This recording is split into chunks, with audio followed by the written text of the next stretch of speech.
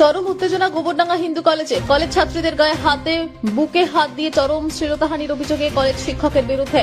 শিক্ষকের জুতোর মালা পরিয়ে মুখে কাদা মেখে ডিম থেরাপি দিয়ে ঝাঁটার বাড়ি মারতে মারতে থানায় পুলিশের হাতে তুলে দিল উত্তেজিত ছাত্রছাত্রীরা। ছাত্রীদের অভিযোগ, ক্লাস করানোর ফাঁকে টিউশন পড়ানোর নাম করে বাড়িতে ডেকে নিয়ে গিয়ে অসভ্য কাজ করেন অভিযুক্ত শিক্ষক।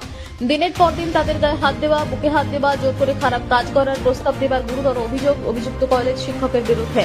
অভিযুক্ত কলেজ শিক্ষক তার বিরুদ্ধে ওঠা অভিযোগ স্বীকার করে নিয়ে প্রকাশ্যে ক্ষমা চেয়েছেন। স্থানীয় পিঠে গাড়ে হাত দিয়েছিলাম। কেন হাত দিয়েছেন? একজন শিক্ষক হয়ে সেটা পারেন আপনি? না, একদম অন্যায় করেছি। আপনি কিছু করেছেন? আপনি সব কিছু অনেক আমাকে বাড়িতে ডাকার চেষ্টা করেছে, বলছে আজকে রাত মাঝে নাচ করবে, আমি দেখবো, আমি তোমাকে পাই।